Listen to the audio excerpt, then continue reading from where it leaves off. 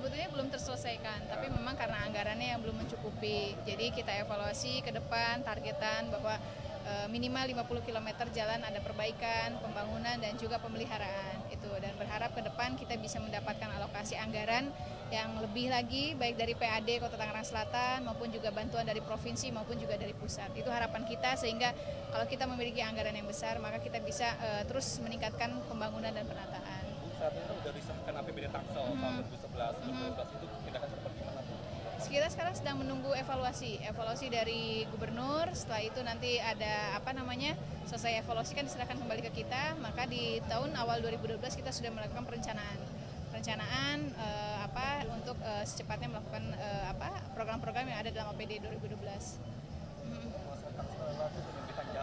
Ya. Kemacetan panjang Ya, makanya di APBD 2012 kita mengalokasikan anggaran untuk pembebasan lahan, terutama untuk pelebaran jalan. Contohnya yang di Jalan Raya Pamulang kita baru berapa meter ya? 500 ya kurang lebih, 600. Padahal kebutuhan kita kan sampai 1,2 ya. 1,2. Nah, maka kita diluncurkan di 2012, dan Ciater juga kita lakukan secara bertahap. Insya Allah mudah-mudahan. Jadi terutama kita melakukan pelebaran jalan dengan pembebasan lahan di beberapa titik kemacetan. Itu harapan kita. Solusi untuk mengatasi kemacetan Kita sedang melakukan pengkajian terutama untuk manajemen lalu lintas. Jadi kita lakukan pemetaan, kita lakukan asesmen, karena belum tentu satu titik kemacetan di satu tempat dengan yang lainnya sama. Jadi kita harus lakukan asesmen, kita lihat apa penyebab persoalan kemacetan. Kalau kita sudah tahu penyebabnya, maka kita cari solusinya seperti apa, sehingga pada saat kita membuat kebijakan itu sudah tepat. Jadi jangan sampai kita buat kebijakan ternyata itu juga tidak banyak mempengaruhi untuk mengurai kemacetan tersebut. Bu, apa di 2012 Tangsel bisa bebas dari jalan berlubang, Bu? Harapan kita, tapi kalau melihat data mungkin masih belum ya, tapi secara bertahap, karena tahun 2012 target kita 50 kilo ya, 50 km dari 350-an kilo, jadi masih banyak sebetulnya PR kita. Doakan mudah-mudahan bisa secara bertahap, nggak bisa sekaligus karena kekuatan anggaran kita. Tidak, untuk kemacetan bisa dikurangi berapa persen, Bu?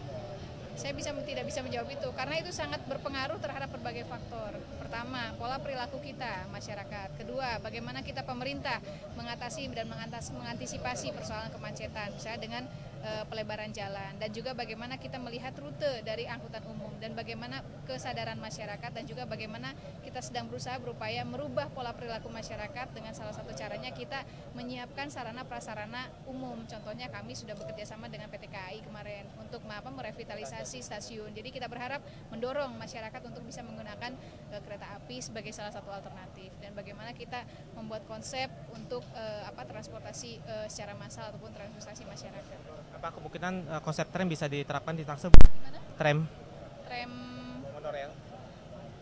Banyak investor yang ingin berinvestasi di Tangsel, terutama monorail. Kita tunggu, ya harapan kita ya lebih cepat lebih baik, karena kalau anggaran kita hanya untuk tram kita tidak mampu. Jadi kita butuh investor, dan ada beberapa yang sudah mulai melakukan feasibility study tentang monorail di Tangerang Selatan. Ya kita sangat menyambut baik, kita tunggu tidak hanya FS-nya saja tapi juga action-nya dari para investor ini. Ya. Alhamdulillah TPA Cipocang sudah selesai tahap pertama, dan kita sudah melakukan pembebasan lahan, dan kita sudah koordinasi dengan pemerintah pusat. Mudah-mudahan pemerintah pusat pun juga memberikan luncuran program tambahan anggaran untuk TPA tahap keduanya.